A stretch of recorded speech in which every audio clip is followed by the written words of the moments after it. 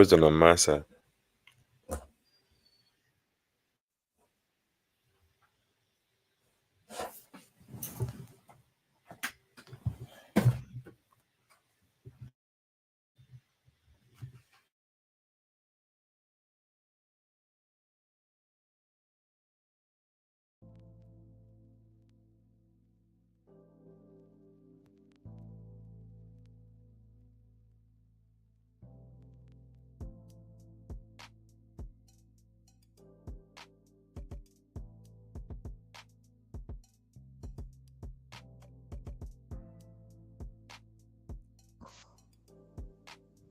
Yes, we welcome back to another episode of That Kinda Talk.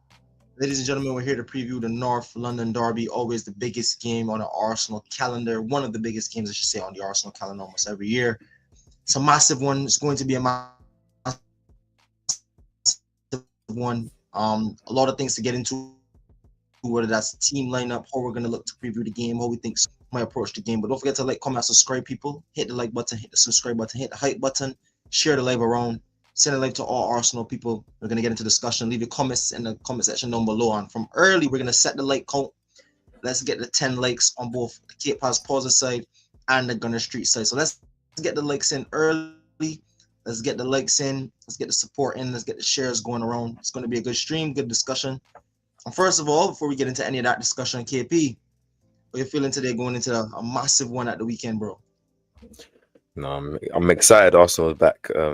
Missed it. Happy that the last international break before, I think it's March, is gone. So let's go have straight Arsenal football for months, and obviously no better way to start off this break than the North London Derby, man, and a home game as well at that. So I'm excited. I can't wait for Sunday, to be honest. What about you, my bro?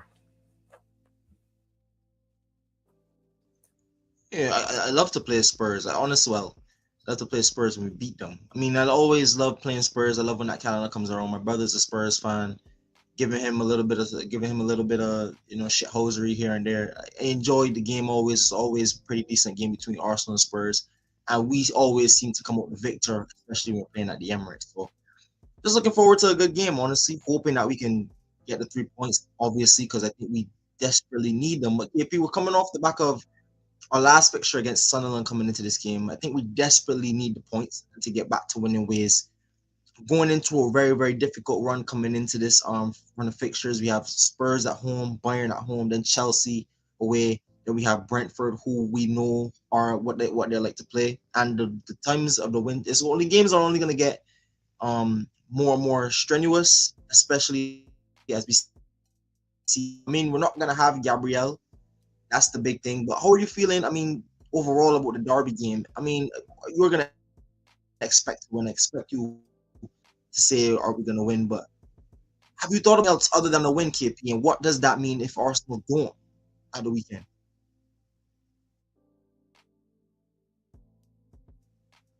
Yo, you're mute, bro. You're mute. Sorry, my bad. I said I don't think about Arsenal not winning. I can only think about us winning. That's just where the team is at right now. And if whether I want to base it on how good the team is, whether I want to base it on how meaty Spurs are, whether I want to base it on the history of Arsenal at home not losing to Spurs in like 14 years or something like that, or I can't remember. So it's something silly like that. Maybe 10 years. 14 years. You haven't lost to Spurs in 14 years at home. Yeah, something crazy. Like That's something crazy. quite crazy. So I'm confident we're going to win this game. And obviously, we're wounding animals right now. We've come off the back of some drop points right before the break. Obviously, we know the gap's small. I think we play last after City who can potentially narrow the gap to 1 point. So I think the boys are gonna turn up that game. I think the fans are gonna turn up, and I think we're gonna have to smoke our little brothers on Sunday, man. What about you? You're a bit worried? Do you think we're gonna potentially lose? Is that what you're saying?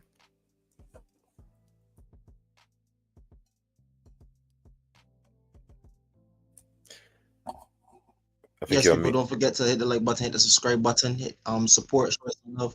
But yeah, KP, I think it's gonna be a difficult. I do think it's gonna be a difficult game. That's why I really asked that question, because I mean, even look at last season. The last season we were dealing with some injuries as well. We honestly, at the moment in time, we have some word on some players. We're gonna get into that a little bit later. But Spurs, even in preseason, they're playing under a different manager. They're not gonna have the expectation of playing away from home, of taking the game to Arsenal. They're gonna have a little bit more license to sit back and be obligated to sit back and I guess soak up some pressure and ultimately deal with I say struggling to some extent in large parts to have serious open creating chances against low block teams. Even though I think this season we've kind of found a formula to that, we still haven't even like the Sunderland first half, the Fulham game for large parts, the Palace game for large parts, and this is during a run where we went eight without conceding a goal, 10 wins in a row, still 14, 15 games unbeaten even to this day. We're still on that run. We're coming off the back of that run. So I don't want to say we're in poor form. We can't really break down the low blocks. But they might carry a threat as well in some pace on the counter attack. I heard you talk to Waffle about it as well. Is there any concern for you on a Spurs perspective about this game maybe not going in the way? Do you think there's something, any bits and pieces Spurs could feed off of from the Sunderland result? And do you think ultimately Arsenal fans should worry in any case that we won't get the 3 points on Sunday, especially with Liverpool and well, not Liverpool, more so City have the opportunity to go away from home against Newcastle, who are suffering this season, who not really had the best of starts overall to the start of the season. Do you think there's any worry there about Man City potentially catching up to Arsenal during this run of fixtures with injuries? Yeah, it's always a possibility. Like Arsenal could drop points, City could capitalize. That that's not out of the shadow. Spurs are not that good. They don't have any attackers that I'm fearful of. Maybe they might have Kudus back for this game, maybe some other players, but doubt they will be there from the start directly. Um, and realistically, yeah, they might look at the Sunderland game. Most teams might look at the Sunderland game and say maybe that's a way they can rattle Arsenal. But how many teams are going to be able to implement that style? Who have the players to kind of do that? Who are willing to not play football on the ground, basically? So I don't see that. Not we faced many low blocks this season. Even Atletico Madrid were playing in a low block. We were able to nullify them. Burnley, most of the teams really. I'm even going to say it's not Burnley, but it's something also have to come with. But a derby game is different. Like players turn up, fans turn up, manager turns up, stadium is rocking for the whole game. You know, it's a bit feisty, but I think that'll feed into our favor, especially at home. This was a away game at Spurs ground. Maybe I can be a bit more mindful of obviously given the fact we dropped points. But I think it's a perfect game to happen right after drop points and international break is the North London derby. There shouldn't be any excuse of a slow start or players waking up to the game or anything. Like from the moment you wake up on a Sunday morning, you already know what game it is. Like the fans will be telling you what it is when they come to the stadium and stuff. Obviously, and hearing some of the things that maybe potentially we might have at the game. I'd anticipate Oh us. yeah. I anticipate us just playing well, man. Spurs are a good team, as I said. Like even if Kudus is fit, that's probably only one attacker that I fear. I do see Thomas Frank going with a more workman horse midfield to try and nullify Arsenal, but I think that will just give Arsenal more possession and more touches on the ball for more of our quality technical players, and that should only bode well to us, getting the 3 points. Obviously, if we don't if we don't have all our attackers back, then that kind of can limit the confidence. But I think even with the players we have available, and that's with Gabriel's injury as well, I still feel like I'm confident for us to win. Nah, we definitely should be confident. I mean, you don't go 14, 15 games unbeaten, don't concede a goal in 8 straight games, win 10 on the bounce, and not have confidence. I'm not going to let drop points to a very decent and a very good performance from Sunderland really get me down. Because I think one thing a lot of people forget is Arsenal, yes, were down and ultimately tied the game, but there was a moment in time we could have been walking out of the stadium late with 3 points in hand, especially dealing with the decimated attack front line. That would have been a massive, massive momentum shifter. Now I think coming off the back of that, you might say, okay, Arsenal, this might be a good time to play Arsenal for Spurs. Maybe they might have drop points. Maybe Gabriel's injured. Is he not in the game? How many attackers do they have back? How many could really come off the bench and really impact the game fitness wise? But again, from an Arsenal perspective, I think we've shown enough over those games. And I think you even mentioned it when we talked during the break. That Sunderland game should be something the boys and also Mikel Arteta take confidence in, that Sunderland are a very dogged team, what Spurs might be bringing to the Emirates as well. And in the second half, we created a lot of chances, good enough chances to put that game to bed and not even rest on a 2-1 victory. That game should have been put to bed 2-3-4-1. So I mean, we had our chances, and we showed that we could take chances against the low block. And we showed that we can make chances against the low block. Sorry, it's really about taking those chances. And again, we talked about this. I think this is probably my biggest takeaway from the last run of the games before the international break. If you're able to take your chances in that stretch and you have a strong defense, you're going to be able to walk away with a lot of games going your way, especially with the fine margins. Look at the even the Atletico game, we won 4-0 that game, but for large parts of that game, it was 0-0, and a set piece unlocked it. Same thing for the Fulham game, took some quality to unlock the game. Even again against Sunderland, took a mistake, good press by Rice, and quality from Trossard to win the game, or ultimately get something from the game. But I think it'd be hard for Spurs to really come to Arsenal and employ the same kind of game plan. One thing that Sunderland had to help them was the home field advantage. I mean, yes, they might not have the pressure of playing at home in front of their crowd, but I can't imagine them having to go along and force the ball along and have whoever Saliba or Nkapie or Mosquera at the back, and they have Colum, Wani, or Richarlison up front. I think they're going to find it very hard to replicate that style, especially with the midfield. You talk about having to work more horse-like midfield. I can't even see them getting around Rice and Mendy. So I think this game has potentially to go very, very wrong for Spurs. But again, I do think they have the possibility of causing us some kind of threat, some kind of harm. But going a little bit further, no KP, talking about us, we hear some speculation about some names coming back. First of all, I want to talk about striker position, because that's been one that's been a lot of talk, even in the summer, about us getting Gyökeres and how we're going to develop that position. That time during the break, we had right before the break, we had Moreno starting up front for the last 2 games, so all of our strikers being no injured. Gabriel Jesus has been playing a few weeks of consistent training now. He's been training since August, I heard you mention, and he's also been playing with the first team in first team training for about 3 weeks now. Havertz, we haven't got any word on Havertz. The German manager Nagelsmann said he'd probably be a bit further away. And then you also, on top of that, have Gyökeres, who's a doubt. I mean, I don't want to get into lineup talk, but who do you think is really coming back in this front line? I heard speculation, and we can kind of pick and pull certain names, but do you think ultimately we're really going to get back as much people as we thought we were originally going to get?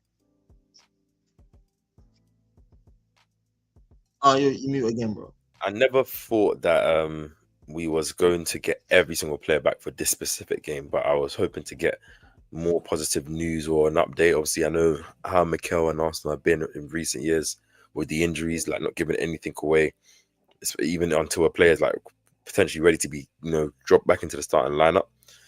But if I'm looking at who probably will be available, obviously we've seen some news that Odegaard has trained and may make the squad. Jesus, as you said, has been training for a couple of weeks now. Arsenal posting, another video of him a couple of days ago. Is that giving some signs of potentially he is, potentially an option, or is he still a couple of weeks away? I think there was some inside reports about Madueke and Martinelli potentially also making this game as well. I don't know if Havertz, and obviously Gyökeres was a doubt, but it was never confirmed 100% if he wasn't able to play. So I think maybe Havertz and Gyökeres, this might be a game too early for them, but I think Madueke, Martinelli, Odegaard and Jesus, I won't be surprised if they're in the squad, or Mikel says that they were potentially available to get picked with this squad. What about you? Do you have anyone that you think is... So good? Now, I was going to ask you, I mean, let me just answer your question. If I have anyone that I think is going to be back, certainly. I mean, Gabriel Jesus, he's been training, so I am at least expect him to be on the bench of some capacity. Odegaard, him is back in first team training, so I also expect him to be back in training as well. But I mean, Madueke, we've gotten good. Like, we kind of could pick up tad bits and pieces here. I mean, I heard you say it to Waffle, he got a trim, and they were laughing. But genuinely, bro, I'm coming from the same perspective. Man's get a trim, you already know what that is, bro. You already know when it comes to certain ballers. Once they get a trim before a big game, right before a game, you know that's the pop-up. You know that's the pop-up cut, bro. Coming back to the Emirates, got to freshen up for the things. You know what I mean? For the things, you already know. So I mean, who do I expect back other than those three? The reports have really been like, we're waiting to see, or game time decisions. So it's kind of been in the gray area. I want to ask you about that though, KP. A lot of fans, even James, I was listening to James have some thoughts about the Odegaard thing. How do you feel about overall being in the gray area, because it's not only with injuries we're talking about with Arsenal news. I mean, it's also transfers as well. We're especially under Edu, right before Edu left that summer, going into this summer, it was kind of this summer more than the last one. We heard a little bit more around speculation, but I think we're out of the loop. Like other than in previous years, Arsenal you would have a little bit more information. You'd be able to get ready information on the club more often. Does that not concern you? But how do you feel about being in the gray area, especially when it comes to injuries going into a big set of games for the club? I like it. Love it. Fair enough. Feel like us Fair content enough. creators I want mean, to I mean, know every. Feel like, feel like us content creators want to know a lot because we want to make. Obviously, we want to have some update to make content, make more sensible takes, and I think fans as well want to kind of just have that information, and it's good. But end of the day, with the way the Arsenal fan base is, if you say a player's coming back at this point and then he has a setback, there's not going to be a level of understanding. It's going to be we're lied to, or like it will always be a thing. And two, it puts unnecessary pressure on that player having to maybe potentially rush back for a time frame that maybe his body's just not ready for. Also, I like the whole keeping the opposition managers and fans and players in the loop of not knowing who's going to play, when they're going to be available. We've seen this happen many a time. As I think I saw the James video, like with Saka when he came back, Marino, like a lot of players just come back and you just kind of find out maybe a week before they're ready to play. Like sometimes Arsenal hide them from the media, hide them from the training videos and pictures. Like it's sad because you have to kind of do a guessing game, maybe, but at the same time, I like it. It's just, you let a player just come back when they're ready, like kind of almost forget about him, attach yourself to the players that are available, and then once they're back, it's like, oh my god, like fully back. Like obviously, which is why I don't think anything is done not purposely. Because I think again, with a lot of rumors coming out, it's like you're always trying to appease whiny, complaining fans. If there's always so much updates, so much, even if it's just a novice update. So that's just my opinion, innit? I know, I as a content creator, though, of course, I want to know more information so I can, give like my previews and takes of a bit more confidence. But at the same time, I don't, I'm not really fussed by it, really. Like I think, like for example, I think the Gabriel injury, that you don't know if there's not really a necessary like a definitive time frame on his thing, or if they're waiting to see for a bit of swelling to go down. Sometimes it's just you don't really know. Some of these injuries you don't want to rush on. I think Arsenal as well, maybe like for certain injuries, it might be 4 weeks, for example, but Arsenal might make it a 7-week recovery process just to make sure that player comes back fully strong, not just recovered back. So that's how I feel, man. What about you? What do you think? What do you think about it? And sorry, before I say, let you know, obviously everyone just hit the like button as well. I don't know how many likes we've got on both streams, but let's get the streams up to 10 likes, and make sure you subscribe if you haven't already. But so my brother, you already know, people. You already know. Drop a like as always. Hit the like button. Hit the hype button. Send the video around to all your Arsenal people, and big up Waffle Down in this chat. Big up Waffle Down all the time. Big friend of the channel. Both KAPE Posa and Gunner Street, KP and Waffle Down have a lovely live stream. Good conversation I watched from you guys from the other day. But I'm going back into the conversation. Yeah, KP. I don't mind being left in the dark, especially about injuries, more so transfers a little bit different. You'd like to know, obviously, so like I said, for content creation purposes. I don't mind it too much. I do like the mind games. I don't mind them as well. But in a situation like this, you're damned if you do, you're damned if you don't, because you're damned if you give opposition fans or opposition coaches rather like insight into your team. They know who's coming back a bit early. It won't be a surprise for them. Also, on the other hand, you talked about the whiny Arsenal fans. Well, you're going to be whiny Arsenal fans whether you got a guy or you don't have him, because him even saying that you're going to get guys back before international break, even me, I'm taking it. I mean, obviously, you can't count for relapses. Like for Havertz, we even heard there's a relapse. You can't count for a relapse. If Jesus came back and he had a relapse, it's a relapse. And I was even a big advocate in the summer saying I don't think we should be selling guys like Trossard or Martinelli, because you don't know how some of these players are going to recover, especially after their injuries, especially in that front attacking line. So I'm glad we kept a lot of players. I'm glad we still have that depth. And even when this Nwaneri news coming out about loan, I still don't think Nwaneri should go on loan. I still think he has a place in the Arsenal, and I hope he and the manager also view him the same way. But what I will say when it comes to that is you're going to get people who are going to be whiny regardless, because if they come out and say, okay, well, we hear this leak, news about Odegaard. Let's just say we get news about Odegaard from hand of Arsenal, and Odegaard is not on the bench, then you're still gonna get questions regardless. Or if we know the Madueke stuff, we don't see Madueke, you're gonna ask, okay, what was that? But also to your point, if the guy comes back and his body is not ready and he gets injured again, the first thing they're gonna blame is the manager brought back a guy before he's not ready. So you're damned if you do, you're damned if you don't, and that's really the job of managing the fans and expectations at a big club like Arsenal. So it's a tricky one, and it's something that I've seen people have been growing frustrated with, especially when it comes to your favorite team, your favorite players. You want to know the information. Even with the Gabriel injury, when Gabriel gets injured at the Emirates with the Brazil staff, we kind of see him holding a certain part of his body. We could kind of make certain inferences, but again, you don't know. So we're still waiting in the dark. We're still, even to know, we're still waiting in the dark to see what happens with Gabriel, to see really the timeline of that injury. How long is he really going to be out? But KP, want to talk about that Gabriel injury before we get into the lineup stuff and really start getting into that. Before we go into the lineup stuff, people hit the like button. Let's get to stream up to the 10 likes on both sides. Keep showing love and support. But KP, I heard you and Waffle Down getting into a very good conversation today about the Gabriel injury. I mean, Gabriel is a very important player to us. We know how important Gabriel is to this team on many assets, defending, scoring goals in both boxes. He's an absolute threat leader. Are you concerned about not only for the Spurs game, but in this run of game, especially if we lose Gabriel for 2 months, if we can sustain the level? I know we have a good clean sheet record. No, we know guys have stepped up, but I mean, we're losing our best player at the back, arguably our best player this season. Does that worry you, KP, going into the stretch of games? No, of course it's gonna worry me. Like Gabriel's a leader. He's, as you said, effective in both boxes. He's one of like our aggressive centre back type of defender, and um, ultimately, end of the day, it's the running and the way it sounded in 1 to 2 months. You don't know if that's probably more on the longer side. So there's a lot of games he can miss. Probably that's gonna take him into the new year.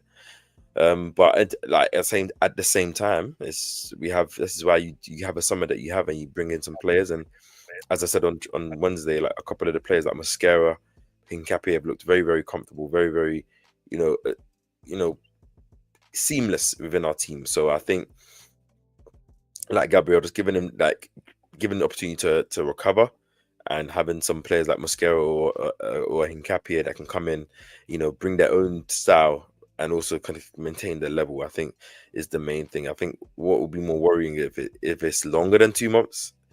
It says 1 to 2 months, which gives you encouragement with that 4 to 7 weeks. But then if it's now 3 months, then you're looking at like him coming back in February, maybe March, and that's where the crunch time of the season started. So, Yeah, it's serious territory there.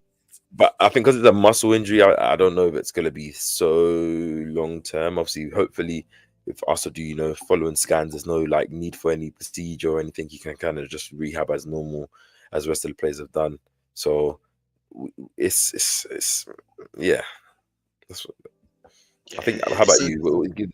The Gabriel news worry you, or do you feel like we have enough to deal with it? The length of injury is one I'm still waiting on to really decide how concerned I am. I mean, we talked about it. I did say I'm not worried. I'm concerned. I did agree with Waffle when he originally said that on our stream together as a group. But again, I'm very confident in the level of the guys coming in, and it's really about not only their peak level, but it's about sustainability. Can they really sustain it? That's one thing I understand guys waiting to see. Can Nkapia play at this level for Arsenal in the Premier League for 3 months with Gabriello? Can we rely on Mosquera, 20-year-old still, but very good talent, for 3 months during this run? And I'm not saying these guys can't do it. We've already seen glimpses and bits and pieces of these guys step in. Mosquera was one example, stepping in for Saliba. We already know how crucial Saliba is to the team. We've already seen it in the title race before. So I'm not saying these guys can't step up to it, but again, it's a difficult ask to not only play at a big club like Arsenal in the Premier League, but week in, week out, when every game is going to matter, what's the level like? What's the mentality like? And I think this run of games, and I think so far this season, we've seen many bursts. If you want to take the season step by step, you can kind of see it. The start of the season was a litmus test to really see how good this Arsenal team was, top to bottom. We dealt with injuries, we played some difficult teams, home and away, and we had to get through. And we ended up very, really in the title race, and we were really, really looking to come through that. We go from there into the second stretch of games, and we're arguably the best team in England and arguably one of the best teams in Europe coming through that second run of games where we go 8 without conceding a goal, 10 straight wins, still 14 games unbeaten. No coming out of this little mini 3 game period and into the rest of the season on from here into the real crunch time. You're gonna start that mini 3 game period is gonna show what games at the back end of the season will look like, not only for squad rotation purposes, but also mentality purposes. You have the North London Derby, you have Bayern, which is arguably an international derby, if you want to call it that, between Arsenal and Bayern, and how massive that game is for us from that perspective. And then you have Chelsea, that's another London derby, and then you have Brentford, another London derby, and then you have other games, winnable potential games, but you still want to set yourself up and give yourself a runway and platform to build going into that difficult run of games. But yeah, man, I really just waiting to see how long that injury is, man. But I back the level of the guys, but it's how long we could keep that level up on a consistent basis is really what I'm looking forward to. You just mute again, bro. Sorry, man. I've done this 3 times now. My apologies. I think It's a Gabriel. yellow card. Three straight's a yellow card, bro. Ref, allow me. Don't be my Cola lover today, man. Which I'm not looking I'm forward not to moving as like well. all over the street. Like I think I'm comfortable with the options we have. You know, Mascaro and Capie, maybe even Calafiori that you can use there in terms of their ability, their level, and maybe even a different style that they can bring. I think the main thing I'm most missing with Gabriel within this period is just his leadership and obviously that threat in the box. I think Yes, I agree. his leadership has gone unnoticed. I think he's kind of become the leader of the defense, one of the main leaders in our team. You know, that presence, that aura, and I think you're going to miss that. But then adversity, as I always say, breeds opportunity. Like this, Nkapie started the season off, injured, he wasn't able to get minutes, and now he's kind of got small minutes here and there. Can he have a potential run into the team, or can Calafiori get shifted into his natural position? You bring in Lewis Skelly, kind of still potentially have Calafiori inverting from centre back and Lewis Skelly inverting from full back, and kind of having some rotation there. Or do you go in Nkapie? That formation would be a madness. Yeah, like do you go in Nkapie? There's a lot of options you can do, which is essentially why I'm not as worried. Obviously, last year during the crunch time, we had to rely on Kivior, who done very, very well playing in all those games at Bernabeu against Real Madrid at home, and PSG as well. But I think there's levels to even between him and then Nkapie and Mosquera. Obviously, the question is first season in the new league. If they're having to play a lot of games, the expectation is there. But I think their quality wouldn't drop down our overall quality as a team. I think we still defend the same as we've seen with Nkapie and Mosquera. Both the defending, last-ditch defending is amazing. They're both very composed on the ball. Nkapie offers another set-piece threat. Obviously, has scored a lot of headers, and obviously Mosquera has played in this team a lot this season so far, so he's comfortable. So I think it's time for guys to step up. Like you have to. We've gone through a season where we had everyone fit, and that's kind of moving away now. You got to have guys that can step in and maintain that quality, because other teams will have those moments as well. And maybe they don't have the same depth to kind of manage, whilst Arsenal make sure that they can, which is the best thing I think I can feel. Yep, and I have to agree with you. But we're gonna get into that depth. We're gonna see how much depth we have and how much you trust that depth, KP. When we look at Arsenal's potential starting lineup going into a massive North London game. First of all, KP, I think we could really just start off with this. David Raya in goal. Easy. Should be very, very easy. We have Raya in goal to start. Slow on my end, people. Just bear with me. Raya in goal. All right. Now, the back line. How would you set out right back? We know you're in Timber. He's played a lot of games for Arsenal. I heard you also mention red zone players. Gabriel played our most minutes. Behind us is probably Timber, who's played a lot of minutes as well in the first team. What would you do? I mean, it's probably going to be Timber, but are you worried about Urian Timber and his fitness potentially being another one to look out for his injury? Obviously, I'm worried about every player, and obviously, I think maybe because people saw him coming off with a bruise for Netherlands, so that gives a more heightened, worry. But I'm not really worried about Timber. I think now that we have no more breaks and international breaks and stuff, I think you will see Ben White being used a lot more. But for this specific game, I want as minimal change as possible, because I want our strongest 11, our most informed 11 to carry the game to Spurs and win. So yeah, Timber keeps the position. So does Saliba. I think obviously this is where the conversation starts. Who would you start left back, centre back? Who would I start left centre back? Well, I've been banging on about it, whether I've been on stream, off stream, in comments, talking to people personally. I've said Nkapia because generally speaking, when I saw him play against Brighton, and I think this is probably the reason why you have scouts like this for exactly this particular moment. If Gabriel was to go down in the season, and you were to ask me, what does Gabriel bring that we're gonna miss? Like you said, the leadership, attacking aerial threat, the tenacity, and being a great aggressive tackler at the back. And like you said, just speaking and communicating to the rest of the back line. And Capia did that in his first ever start for Arsenal, partnering a 20-year-old Mosquera next to him. No, I'm not sitting here saying Nkapia is the best centre back in the world at this moment in time. But genuinely speaking, if you're gonna get anything to match Gabriel, you have all the prototype right there to play him. And I'm saying that's where I'm leaning. Definitely leaning Nkapia, comfortable on the ball.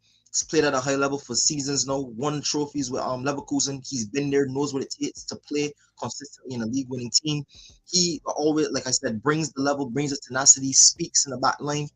And again, Saliba as the more quiet, more reserved type figure is still a very dominant centre back. And I think when you pair him along in Capia, they're going to brew a partnership that I think is going to be very, very fruitful for the Arsenal. Like I can't see. I can't see Mosquera starting, but I can't see Mosquera starting. You put him right centre back, and then you have to shift Saliba around, and then you're shifting multiple factors of your team. I just think you're moving around too many elements once you bring in a player like Mosquera. So I just go with the safer option, the more suitable option in Capia. What about you? What do you think for left centre? Yeah, I would play Mosquera. I don't think Nkapia is going to start this specific game. I think him coming back from Ecuador, international break, probably the last one traveling, Wednesday night, coming back maybe Thursday, a couple of days rest. Obviously, doesn't mean anything for a professional footballer, but I think given that this is the magnitude of this game, you want to play your most trustworthy side. I think Mosquera started the most games out of any other of our rotationary defensive options. And I think there's already been a small relationship with Saliba starting up. Obviously, we saw last year where Gabriel went down. Saliba had to take more of that kind of aggressor, whilst Kivior was more of that calming, ball playing defender. So I think it can be done. I think long term though, I think like post Spurs game, I think Nkapia will start majority of the games at left centre back. Will start over Mosquera at left centre back, I should say. But I think for this specific game, I think Mosquera comes in and just slips into the defense as normal. I do hear the shout from Mosquera. I mean, you make it a really good argument about the travel, and Capio, I think, also played 90 minutes in his last game for Ecuador. I think he also captained and almost played a full 90, if I'm not mistaken, for Ecuador in the first game as well. So he has played a lot of minutes. Mosquera played under 21. So I mean, I'm not saying it's the same. It's not the same level as an international, gourmet international, but still very competitive football. The travel distance is a very good factor. Does the profile of a left-footed centre back not really phase you? I'm not saying it's too much of a big factor, but do you think Mikel will stray away from that? Yeah, because he started multiple times, like Anfield away. Gabriel comes off, he puts Mosquera on. I think, sorry, not Gabriel, Saliba comes off. I think there's been a couple of games where he's brought on Mosquera and Saliba have already played together in a couple of games, and you kind of just put Mosquera in that left centre back position for one game. You still have either Calafiori or Lewis Skelly. Lewis Skelly at left back, and then you see how it goes. In terms of that, it will be interesting to see if Mikel does do it. Obviously, it will be. But it was similar to that time when, I think Saliba and last game of the season, I think, was it Saliba and Gabriel out, and it was Calafiori and Kivior playing centre back, two left-footed centre back. So I don't think it's beyond comprehension. Yeah. No, I hear it. That's what you made a good show with the travel thing. I mean, that is probably going to be a big factor, especially having an injury already to the back line. You really don't want to suffer any more injuries. I think that's probably a massive one. But Charles says, why Mosquera at right centre back? Why do we have left back tinted glasses for Richie Calafiori. He does it at Tilly and has made that left centre back. People are not looking at his skill set properly. Yeah, as I just said, then I said I think Calafiori is an option there that you can play. Like I probably would go with if Calafiori's fit and there's no worry at all from his omission from the Italian squad and he's just precautionary and he's available for this game. I would probably go with Calafiori and then I'll go Luis Skelly left back just because of Calafiori's the most senior player out of everyone else that's in the squad in left. He's been here longer than Mascara and KAPE.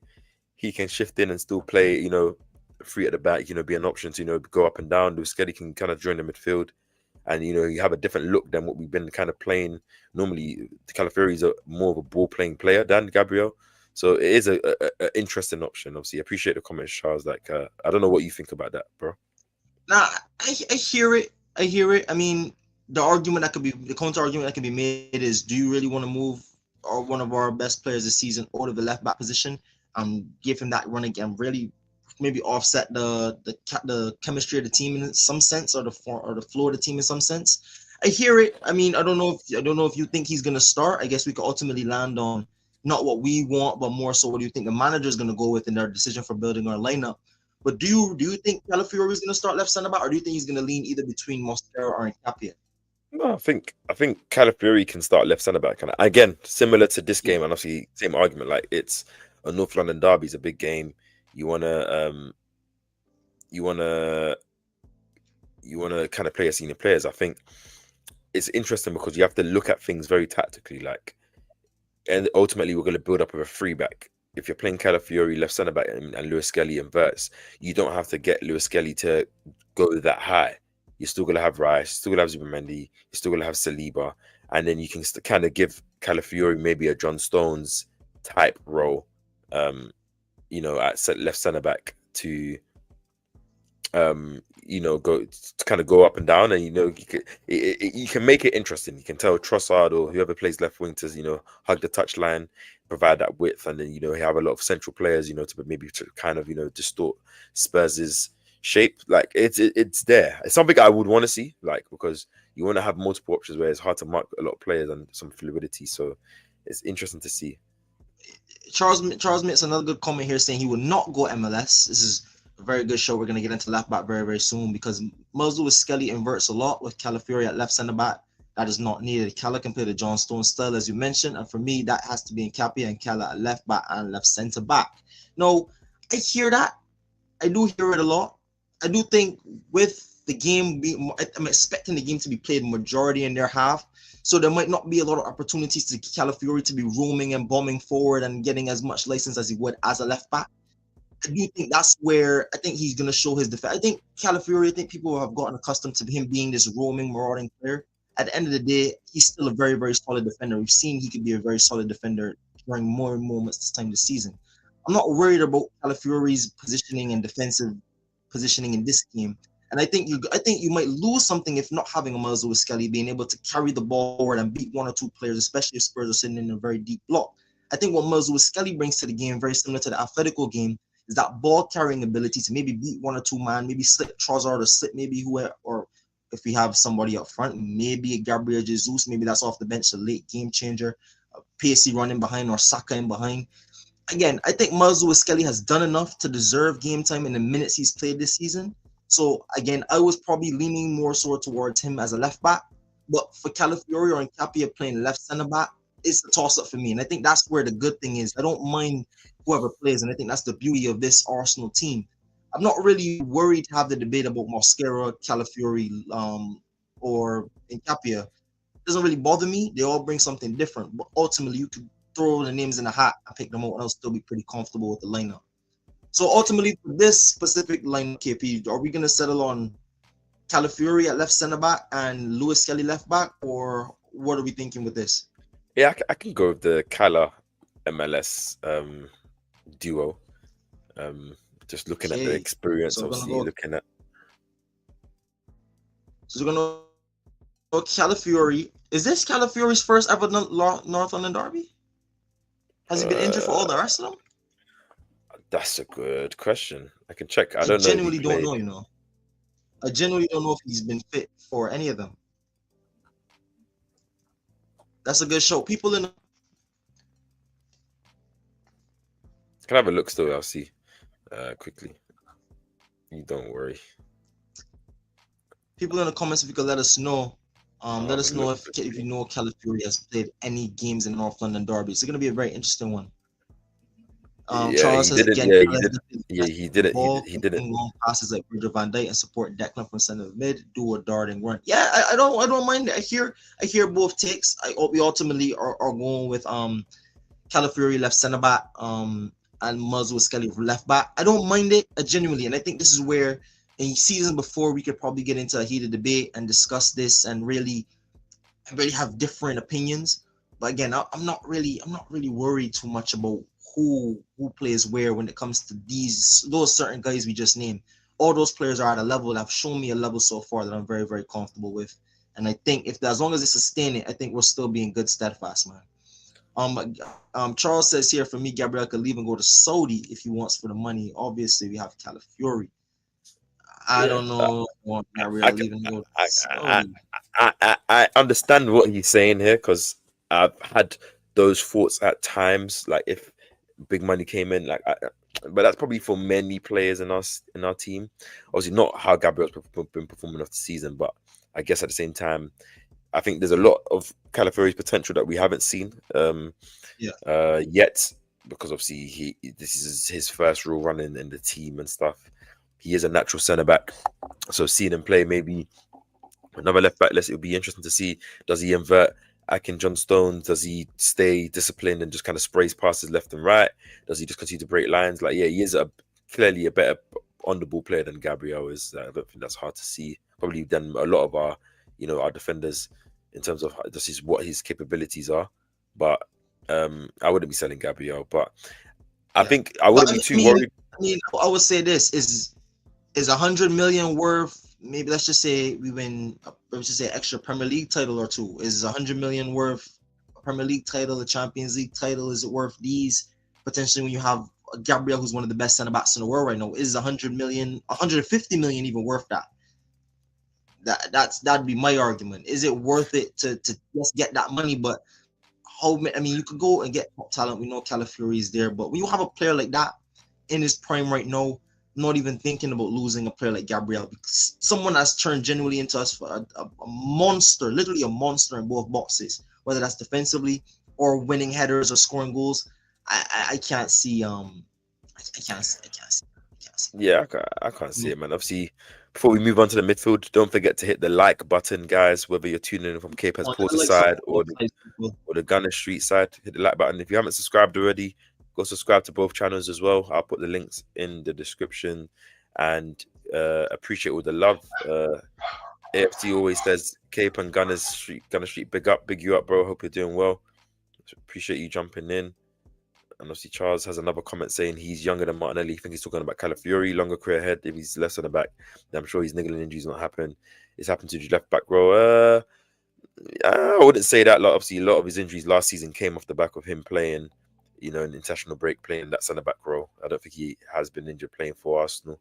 So uh, I know what you're saying there because he has more free roam role. But if you're saying he plays left centre back and has that John Stones role, he'll still have the free roam role just playing from centre back. So I don't know there, but Yeah, ultimately, I know what you're saying. You're trying to basically say Calafiori is a very good player, which I agree as well, and I love. So it's not yeah, really mad. We have a lot of these players. That's great. So I appreciate your comment as well. He also says we have to do a Coutinho, or else it's not sustainable. We're on the yellow FP rules, anyways. It's good comfort. Yeah, I agree. There's gonna be some tough sells. I think next summer I've yeah, been saying this with Steph a lot. Like next summer is gonna be some time where we're gonna have to make some interesting decisions. yeah. Of Obviously, to course, balance of out course. the books. Obviously, this is where you hope we win a Premier League. This is where you hope a lot of players perform well because then it makes it easier because these are more wantable assets, or sorry, higher value assets, and obviously they will be hot on the market as well. But at the same time, I think that's where you have to see, depending on the position you have and where players are ready, that's where you go. I think Gabriel signing a new 5-year deal this summer tells me that he's not going to probably be going at least in the next couple of summers. So that's that. I think there are a couple of players that probably in the starting first team 11 that you could say could be sold if good money comes in. because of the kind of players we have behind them. But I think that would be a good conversation for another day for sure, man. Yeah, it's very good conversation. Big up to everybody in the chat. Don't forget to hit the like, hit the subscribe. Shout Go, out go and FC always. He also says last time Arsenal beat Arsenal Emirates was 15 years. So I knew I was right. So 14, 15 years ago. stop. Big up, peace, stop, man. Yeah, so I appreciate it. Stop, man. You already know. Midfield, we know it's going to be the same. Yeah, it's probably Rice, gonna be the same. Yeah, I think obviously we have seen the news. I don't know if we're going to say that Odegaard potentially now go is on, going to bro. be Go fit. on. Odegaard's going to be fit, but I think similar to when he came back against Newcastle for the Newcastle game, he was on the bench, came off the bench, and obviously affected that game. I can see a similar thing in this game where you bring him on, you don't have to rush him, and then give him some good minutes. Maybe he comes on and poses a game, and then you have a good or an interesting option, dilemma for the Bayern and Chelsea game coming up, where if he's fit and he's looking good, do you bring the captain back to start a lineup, which you kind of expect you do, and what does that mean for Eze and Trossard? But interesting and needed questions. Like, it's not worry for me because obviously we've always been talking about we want our depth to be back. So yeah. What about you, bro? What's your reaction on potentially Odegaard? No. This is potentially making the squad this game. This is. I think we need this for a moment, man. I think, especially in the Tottenham game, I'm not gonna want to say it. I think this team is lacking a lot going forward because of the absence of Martin Odegaard, and I felt that way for a very, very long time now. And hopefully, I'm proven right with. Hopefully, he comes back and. Respect, big up to AFC always. But yo, I just really, really hope when Odegaard comes back, he performs to the level, because I think going forward, we're missing something a little bit in creativity, and I think he's the one to really get the link up for maybe a Gyökeres going. People are already not too pleased about Gyökeres and maybe his return and really some of the performances. I mean, his performances have gotten better, especially the Burnley game. Since then, he's been putting in some pretty decent performances. But I think you see a different level of Gyökeres when Odegaard is back. I think we see a different level of Eze when Odegaard comes back. And I think Odegaard does something in this Arsenal team that I think is going to help a lot, and that's linking up the play between the defense and midfield, being able to pick up the ball off of certain players from deeper, ping the pass, get the ball forward faster, earlier, and help us in transition. Going into this season, the biggest thing I wanted this team to do is really exploit oppositions in the wide areas. You know that we have Gyökeres and we have Martinelli or Trossard and whoever on the left hand side with Saka on the right hand side.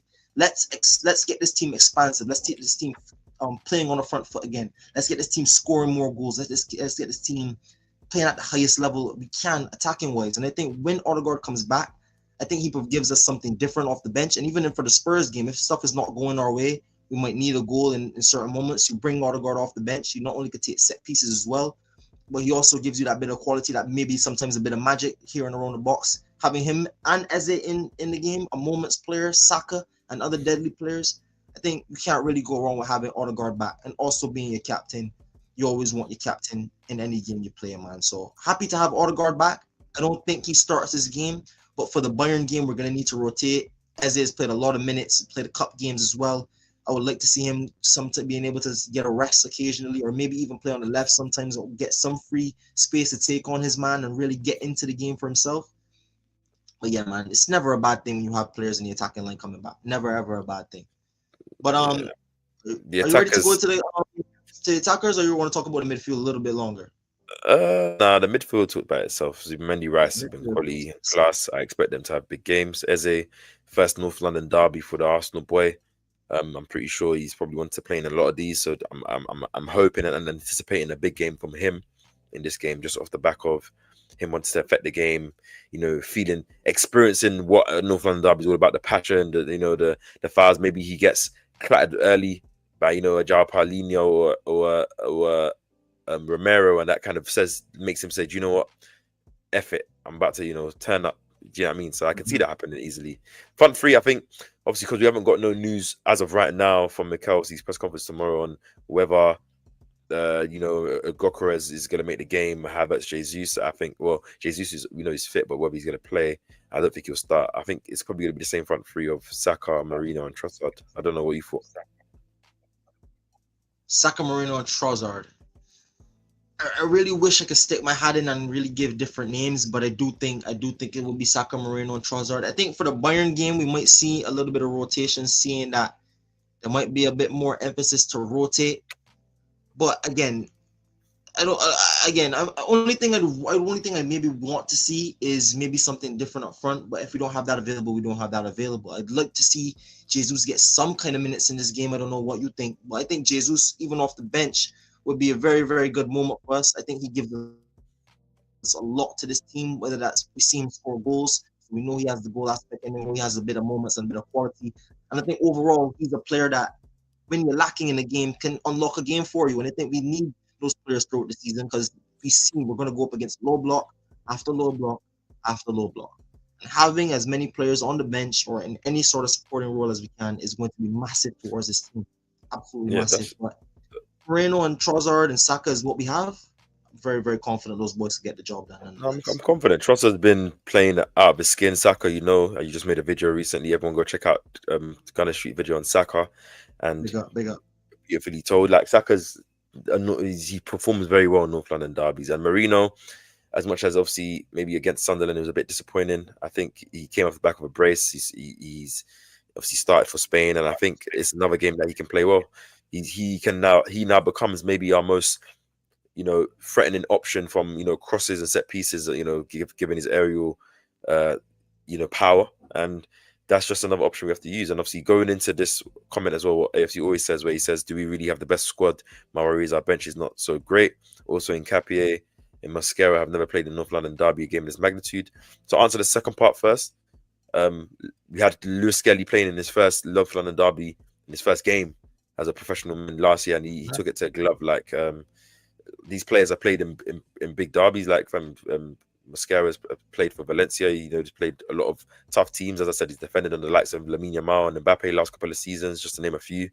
And with Nkapie, he's played for Bayer Leverkusen. He's won a league unbeaten in that league where they place Bayern, where that's with Harry Kane and Sane's and Musiala's and stuff like that.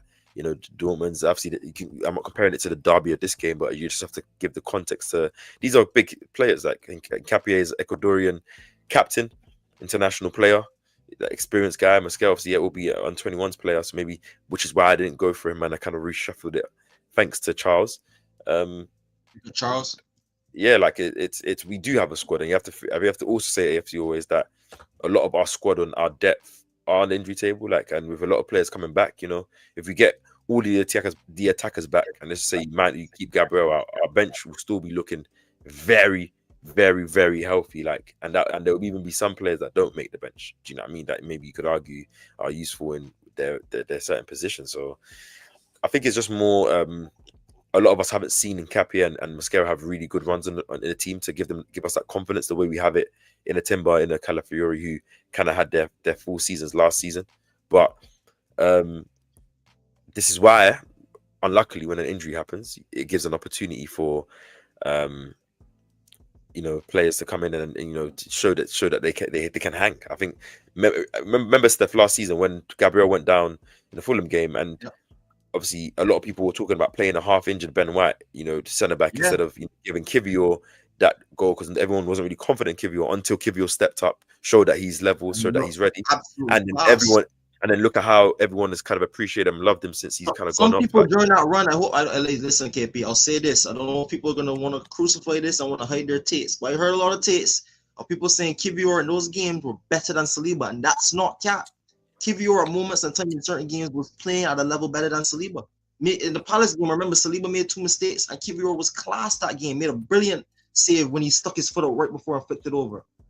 I'm not saying Kivior is better than Saliba, but I'm saying, again, when a player comes in and he has his moment, players have their moment, and that's for anybody in the season. Yeah, I agree with you, bro. I think I wouldn't say he was more consistent. Like Saliba had a couple of errors here and there, but I think Saliba being that good gives that it's like that foundation for a lot of players to play well and be confident to play well. But I agree with what you're saying. AFC always also says Tottenham have the best away record in the Premier season. Yeah, I've seen that as well, which is one question when you were saying, am I worried about anything? I forgot to mention, it's just this, even though they haven't won in the North London derby in 15 years, this season they play better away from home than they do at home, which is very worrying though, in my opinion, because that means you don't like playing under pressure. You like playing away from pressure. You can kind of credit and say, oh, they have a good away record, but in this specific game, they're not. It's like a home. Not okay. Emirates not their home, but they're still in London, still in North London.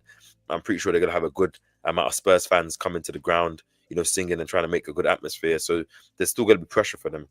And given Yeah, the magnitude of the game, given the history, the only worry I have is obviously I think I mentioned in the other stream that obviously remember when we played them in pre-season, Thomas yeah, Frank yeah, yeah. adopted that low block, and we didn't necessarily we struggled to break it down.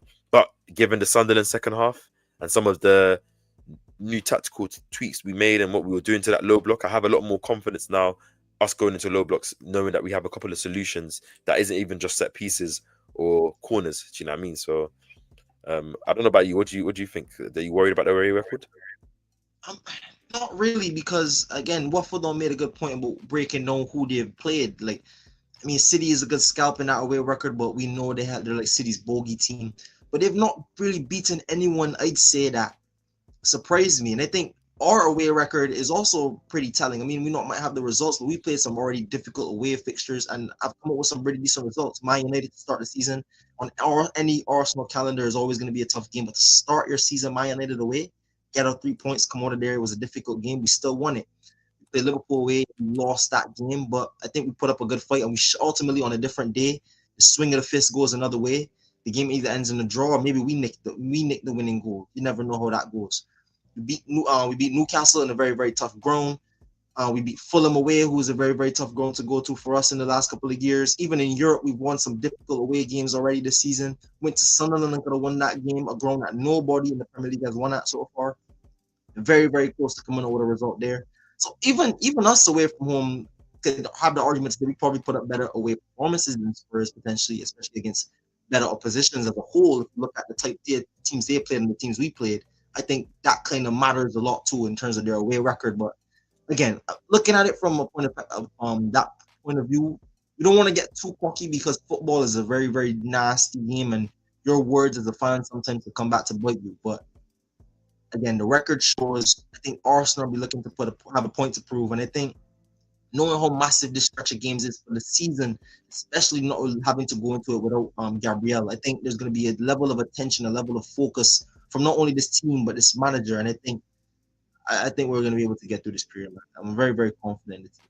Very, very confident.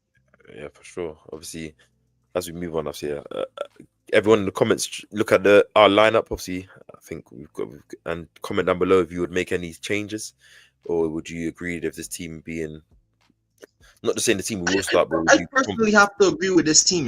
I think I've talked about Nkapie a lot, but if he ends up going Calafiori and Lewis Skelly Calafiori at left centre back, I'm just as happy as if he went Nkapie at left centre back. But again, the only worry about me for Calafiori is one, how fit is he, and two, um, how much is shifting him into left centre back going to affect the team. So those are only two things we could really yeah. wait and And if wait and and if see. and if you want and if Mikel is obviously Koye doesn't want to start him, then you bring in a Mescal, you bring in an Nkapie. I think Lewis Skelly still maintains his position, and I'm still confident with how that team goes, man. So yeah, Yeah, in the very, very. comments, let's know what you think about this team. That's Raya, Timber, Saliba, Calafiori, Lewis Skelly, Zubimendi, Rice, Eze, Saka, Marino, Trossard, for the starting XI. I think it's really going to come down to the bench as well. If the game is not going our way, do we have enough off the bench to really change the game? I don't think we had nothing on the bench, and people were arguing in the Sunderland game about, oh, why didn't the manager make any subs? Because there was nothing there for the manager to really go to in a game like that. Reminded me a lot of shades of last season when we needed something in a very physical, nasty game. It's cold, it's wet. It's Sunderland, our physical team. They're putting in the tackles. We have to put in a lot of work. It was a difficult game, and I'm not gonna throw Matt Stoneman, Waneri off the bench into those situations. I just think you won't ruin the player. But again, what good? Again, I don't think they were suited for that predicament. I think we had the guys out there that could have won the game. Ultimately, it gutted not to win it. But yeah, man, I think the biggest thing for me in this game is, do we have a Gabriel Jesus off the bench? Do we have an Odegaard off the bench potentially change the game? Do we have Noni Madueke off the bench potentially change the game? In an attacking sense, if we have to go and chase a goal, or even if not, even if we're winning comfortably, I still want to see these guys get back into the team, get some minutes, because we're gonna need them for the Bayern, for the Chelsea, for the Brentford, and for up until to the next international break. Because I can't deal with any more injuries, man. I cannot deal with any more injuries. Bro, Cannot. But I don't want it and I don't need it, man. That's all I can say. yep. Hopefully we don't get any injuries in this game for sure. Like that's the one thing I'm praying. There's two things that I'm more worried about. I'd say injuries or any further injuries. And the second thing is also what AFC always says here. So at some point there'll be a penalty in this game. Hopefully to us, because we know Mikel Oliver is going to be refereeing a game. This is the first time he's refereeing an Arsenal game since he sent off Miles Lewis-Skelly against Wolves away last season. I think Arsenal appealed, and obviously somehow he wasn't given a lot of Arsenal games. But now he's back on this game, finding enough the time in first game, big derby. He's given another, Arsenal kind of, big game again.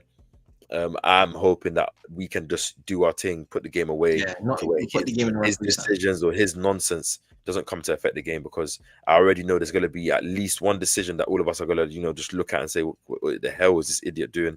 But, we've got to take it out of the referee's hands, which is all I've been saying this season, that we need to just kind of win games early, take out the referee's hand and try and do. What about you, man? How do you feel about that Mr. Michael being the referee of the game? Bro, we both know. We both know what it is. Not only was Mikel Oliver shocking in the Wolves game, he was shocking sending off Trossard for kicking away the ball. That was probably the only time I've ever seen that given in the Premier League. He's had multiple other shockers refereeing Arsenal games.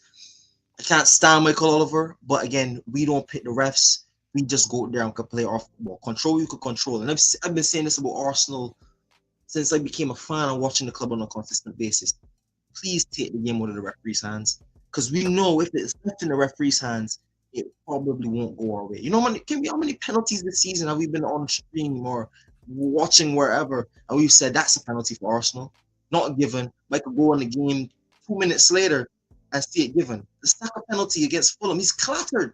And then you see the Doku penalty against Liverpool. It's like what are we talking about here? Yeah, he just tells you the bias is just crazy from all angles, man. Shocking, but it's annoying. Hopefully there's nothing like that, and obviously it's gonna be a feisty game, so hopefully he refs it as balanced as he can. Let's see. Hopefully we take it out of the players' hands. Obviously, just before we get to this comment, obviously, guys, don't forget to hit the subscribe button to Gunner Street. Obviously, link is in the chat right now. Go if you're on KAPE's Pause side, go hit that subscribe button, and obviously don't forget to hit the subscribe button to KAPE's Pause as well. So if you're tuning in from both sides, subscribe to both of our channels, and don't forget to hit the like button if you haven't already in the stream. We appreciate everyone, whether you're commenting or not. We appreciate you. Just hit the like button as well if you haven't. And just appreciate the love. Obviously, you brought this comment. Yeah. One Would you scary. Play Eze left wing, Nwaneri in the 10. What are you thinking? I think we have to give some respect to Leandro Trossard, man. He's been again. He's got four goal. He's got output in the last 4 games, last 4 performances. Assists, obviously, a mad rocket goal last game he played. He's been performing better as well. I remember that Fulham game, even though he got the goal, I was complaining about his performance, but since then he's been very, very positive, been very, very good. And you have to remember last season, this is the same game that he absolutely broke Pedro Porro. If you want to remember, he broke him. That highlight, you see it get a run. So we know Pedro Porro probably more than likely is going to start in this game. Yeah, come on, man. You want to give Trossard? Obviously, I think eventually give us some jitters. When eventually jitters, man. Do you know what I mean? If Odegaard comes back, then obviously potentially then you have an option, or Mikel has that question, and if Martinelli comes back, what do you do at left wing? You have to shift Odegaard there, because I don't think we're going to see Eze and Odegaard starting together in midfield in every game, because obviously you got Zubimeni and Rice playing at the top of their level, and we have a lot of big games coming up. But yeah, I think people need to put some respect on Trossard. Like he's got, that's his left wing position to lose. That's all I can say for now. As of right now, yeah, because him and Martinelli, to be honest, these were 2 guys that desperately needed a season like this. And before his injury, Martinelli had a case to make that left wing position his own. So Trossard now has the shirt. He just has to keep performing, and hopefully he can keep that shirt and keep putting in good performances for the Arsenal. But KP, we're looking to wrap up here. But before we go, AFC always says if Safeguard is available for the North London derby, he should not start. Leave him on the bench. I assume he's talking about Odegaard here. Safeguard can be read in the wrong way. That's got to do with a lot of kids. But that is a funny name still. I do like that one. AFC always. That is funny. When we mash up the Spurs, they can end up 12th in the league. Now the league table is still very, very close. So Spurs have had some poor running games, especially at home. And they also played. I remember they played Chelsea. They have United. They have us. I think they also have Newcastle in there. I think they also might have Liverpool in this run as well. So they have a lot of difficult games coming up for them as well. So they desperately would like to pick up some points. At least a draw for them would be a massive result. Yeah, it'll be a Seeing massive that result. Emirates at all. But I think they're gonna hold some smoke and Yeah. I know we haven't done this so far. Before I want to say something. What's your predictions for this game, bro? Yeah, I was just about to get into it. Predictions. Oof.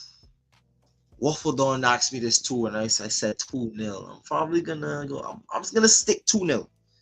I'm gonna stick 2-0 for no, but I do think if Arsenal get a goal early, I think this is the key to the game. If Arsenal score early, force Tottenham out, I think we could see 3-4. That we could. I remember that time we played them at it was 23-24. We were 3-0 up at halftime at Spurs ground. The game ended up 3-2. We gave away 2 mad goals. Rice made a mistake, and I think it was a penalty or something. I think something happened. Some madness happened. We ended up winning the game 3-2. But that first half was probably the most comfortable first half I think I've ever seen in the North London Derby. We wiped them, man. Absolutely wiped them. Yeah. Can we see this again? I think so. I think if the signs of Sunderland have shown that we might have an answer to a low block. If we have certain guys like Madueke, Jesus, Odegaard off the bench, especially with the attacking quality we have going into this game, barring any more injuries, I think it should be a comfortable win. For prediction's sake, I'll go 2-0. I like that. I'm going 3-0. I think it's gonna be Arsenal. My boy loves goals, boy. You always like goals. No, it's gonna be. I think there's a reaction that I can just. I think I've watched enough football to see the storyline going on. Like I think. Yeah, I know what you mean. He's gonna be a defensively sound coach. He's gonna come there, try and hit on the counter, try and nullify Arsenal. I don't think he's naive enough to try and say let's go toe to toe. The way he's been speaking about Arsenal for the last couple of years, I think he's gonna know to try and frustrate us and play some stronger guys in there. But I think, giving us the home ground, giving us the ball, giving us the crowd playing up, giving that Super Mendy chances to dominate, Eze high touches, Trossard, Saka, I think it will only bode well for us. Question is obviously if the chance the ball throws to Marino, can he put it back in the net? We've seen that he can because he's confident enough to do it. And can we see another excellent, goal from Trossard or an Eze or an Saka? I think we can. So I'm going 3-0. That's what 2-0. I think. I want to get back this clean sheet record, man. I want to get back on track with that. I want to go back on track, and obviously, again, man. It's a big week, and it's a big week where I'll just say now I'm predicting us to win against all 3 teams: Bayern, Chelsea, and Spurs. I'm confident that we can do it, and it's not even because I know we might have players back. I just think these are the type of games that Arsenal tend to step up in big games and play well, have a lot of high concentration, have a high passion and a high performance level, and I think that's when I see it. As I'm drawing in right now, obviously. Everyone that's in the chat, if you haven't hit the like button, we're gonna give you 5 seconds. Just hit the button. I'll give you a moment. Just go there, go down, hit the like button. If you haven't already, it really helps this video. And if you want to rewatch as well, and you got to the stage of the video, hit that like button as well. Yeah, really appreciate all the support. Hit the like. Sorry for me to call you guys out of that, but that's just me trying to say. But yeah, KP. I mean, any other things you want to mention? We're getting down to the end here, people. So, like KP said, don't forget to hit the like, hit the subscribe button, get your comments in quickly before we wrap up. If you have anything to say, leave your predictions in the comment section down below. How much do you think Arsenal are going to win by? Because I'm not predicting the loss against Spurs. I'll never do that. I don't even care how bad Arsenal are. I would never, ever want to predict Arsenal losing against Spurs. Never in my life. Ever. But AFC always says 3-1 to Arsenal, which obviously I want a clean sheet, but I also want goals, man. So 3-0, perfect scoreline. If we could put more, I would love it. I would absolutely. I think a lot of people for them at home too. Do. A lot of people are a bit worried now that the clean sheet now that Gabriel's obviously not in the squad anymore, injured. So, but I think we still have enough. It's the defense has been good as a whole. It's not just specific players, saving us out. So I think you have to still remember that. And before we go, he says Arteta should take this North London derby more serious than the Bayern Munich game. The reason why I say it is because we qualified for the knockout stages, and don't Man City play before us in the league. I don't think we've officially qualified for the knockout stages. Even definitely haven't qualified for the knockout stages yet. We're in good position. Obviously, we're in a good position. But this is one of those ones where you wrestle. Potentially, we can. These are 2 of the teams at the top right now. If we win against Bayern, not only does it not only does it give us a good advantageous position in the knockout stages, but it also let us get our get back. Like Bayern Munich, we still haven't put a win past them in a lot of years. You know, they're still the team that was smoking us in Champions League before, and that quarterfinal 2 years ago still pains me. Where that Emirates game, I felt like we could have beat them. A couple of mistakes cost us Yeah, that, and obviously definitely. even in the away game, I think we was when I watched it back the other day, we actually were decent in that game. We actually were Yeah. decent. It wasn't amazing, but we were decent, and I think we were better than them in that game. But ultimately, That's what European ties are though. It's gonna be a yeah, cagey affair. Sometimes it could be a cagey affair, especially when it's level still. So no team wants to be the one to yeah. make a mistake. We just blink first. That's literally all that game I remember But from that knowing, game. I haven't watched it back since, but literally I remember that game very, very strongly. That game was shifted on one moment that we just lapsed in concentration at the back post. Commit scores.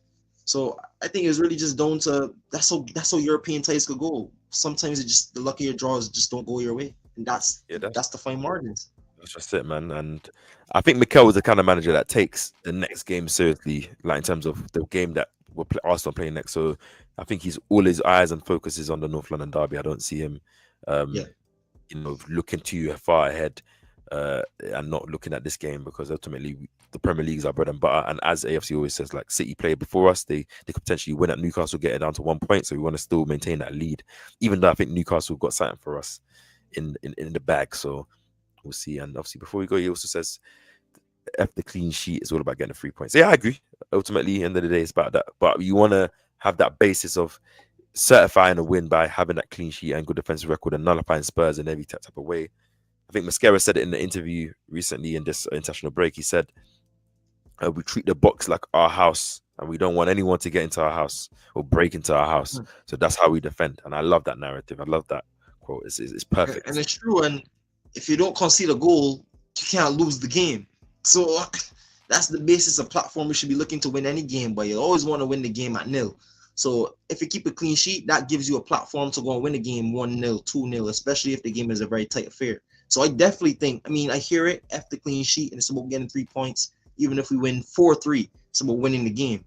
But again, you want to have a platform and a base where you're solid because you don't want to give anything away. Because just as much as we're saying after clean sheet, let's just say they get 1-0 and we don't manage to put a goal past them, we lose the game. So yeah, man, I hear it, but the clean sheet is the basis of for me of this and the ethos for this team. I think this team is built, not built on that, but built for that. Built overall. You see that we've collected a mass defensive talent. We collected the types of defenders. We have the same prototypes in the backup, similar to the guys that start. Again, I'm very, very confident that we can keep a clean sheet, and I think the clean sheet definitely matters. Definitely. Yeah, for sure, man. For sure. But yeah, people. Without further ado, don't forget to like, comment, subscribe. People, it's been a great stream, great conversation. Big up AFC always. Big up Charles in the chat. Big up everybody that's been interacting in the chat, people, whether you've been hitting likes. Big up Waffle Don. Big up every single person that's joined this stream. Don't forget to hit the like button on KAPE Pause channel. Let me just get the links on screen before we go over here, people. Hit the like button on the KAPE Pause channel. Go over there, show some love and support. Help both of us get on the road to 2K subs. If you're watching on the Gunner Street side, go over to KAPE Pause. If you're watching on the KAPE Pause side, come over to Gunner Street. I have lots of wonderful Arsenal content on my channel almost every single week. So hit the like button, hit the subscribe button on both of our channels and get us to 2K subs, people. KP, are you doing a watch along for the game? I'll probably be at the bar for the game, so let the people know what you're doing for the big North London derby. Yeah, I'll be doing a watch along for the game for sure. And hopefully have my Declan Rice player profile video out by, if not tomorrow, then Saturday. But definitely try to get it tomorrow. So yeah, but definitely we're doing a watch along for that game. Obviously, potentially may do it with Waffle Don. Obviously, if things kind of line, so we'll see. But if not, then we'll be doing it on my channel. So it'll be fun to do. So I'm looking forward to it, man. It's a big game. I need that win. And hopefully you and Dre at the bar as well. I know that's a big things going on there. Obviously, I know you turn people soon, so enjoy that. Big one at the bar. Big one at the bar. It's always a big game against Spurs. Honestly, wait, I'm trying to think back. I think I've probably been to the bar for like only probably one or two North London derbies. Probably only one. And I think that's probably the 3-2. I think that was a 3-2. I don't think I was there for the 1-0 last season we played at their ground. I definitely wasn't there for the 2-1 where Trossard killed Porro. So yeah, man, I think this is one of the early North London derbies I'm doing at the bar. So it should be a great one. Very, very, very interested. No something about thinking about. I haven't been to many at the bar, honestly. Yeah. So I know Tell you're gonna people, enjoy it, bro. The atmosphere's gonna be mad. Everyone, don't forget to subscribe. If you're on my side, go over to Gunner Street, hit the subscribe button, hit the like button. And if you're on Gunner Street side, go over to my side, hit the like button, hit the subscribe button. Appreciate everyone that's been in here with us, tuning in, silent watchers, and the active chat contributors. And we'll catch you guys at the next live, of course. peace, people. Peace and love, man. Have a nice night.